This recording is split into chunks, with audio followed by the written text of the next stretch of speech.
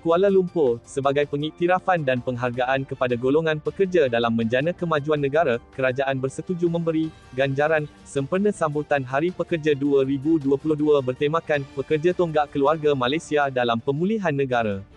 Perdana Menteri Datuk Seri Ismail Sabri Yaakob berkata, hadiah itu termasuk kerajaan akan menanggung 80% jumlah caruman individu bekerja sendiri menerusi skim keselamatan sosial pekerjaan sendiri di bawah Pertubuhan Keselamatan Sosial Perkeso, dengan sasaran sekurang-kurangnya sejuta ahli keluarga Malaysia mendapat manfaat itu. Selain itu, melalui program pembiayaan insurans kenderaan keluarga Malaysia atau MyZcover.com yang diperkenalkan mulai hari ini, 1 Mei, penjawat awam akan ditawarkan pakej pembiayaan secara ansuran sehingga 10 bulan tanpa sebarang caj faedah dan skim akan diperluaskan kepada sektor swasta. Program ini akan dilaksanakan Kementerian Sumber Manusia dengan kerjasama Perkeso dan Angkatan Koperasi Kebangsaan Malaysia Berhad Angkasa, katanya dalam ucapan khas sempena Hari Pekerja 2022 yang disiarkan secara langsung di TV1 hari ini. Ismail Sabri berkata, gaji minimum RM1,500 yang berkuat kuasa hari ini pula adalah hadiah kepada golongan pekerja atas dedikasi tanpa jemu dalam membangunkan ekonomi negara. Perdana Menteri berkata, kerajaan juga bersetuju mewajibkan penyediaan taska di tempat kerja bagi sektor awam kerajaan persekutuan, kerajaan negeri dan badan berkanun sebelum diperluaskan ke sektor swasta.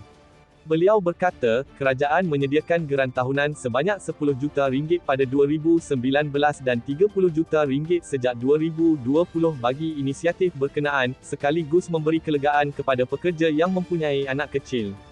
Selain itu, Perdana Menteri berkata, pembukaan semula sempadan negara memberi ruang kepada pengambilan semula tenaga kerja asing dalam sektor tertentu terutama sektor 3 di Kotor, Bahaya dan Sukar, namun tindakan itu bukan berhasrat membelakangkan pekerja tempatan.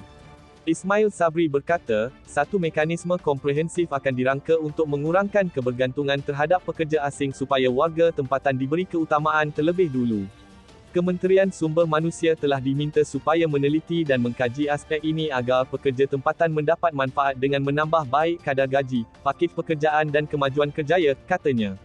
Ismail Sabri berkata, kerajaan juga meratifikasi Protokol 29 Pertubuhan Buruh Antarabangsa (ILO) sebagai bukti komitmen menghapuskan buruh paksa di Malaysia, sekaligus memastikan produk dan barangan negara tidak lagi dikenakan sekatan masuk ke pasaran antarabangsa kerana didakwa menggunakan buruh paksa.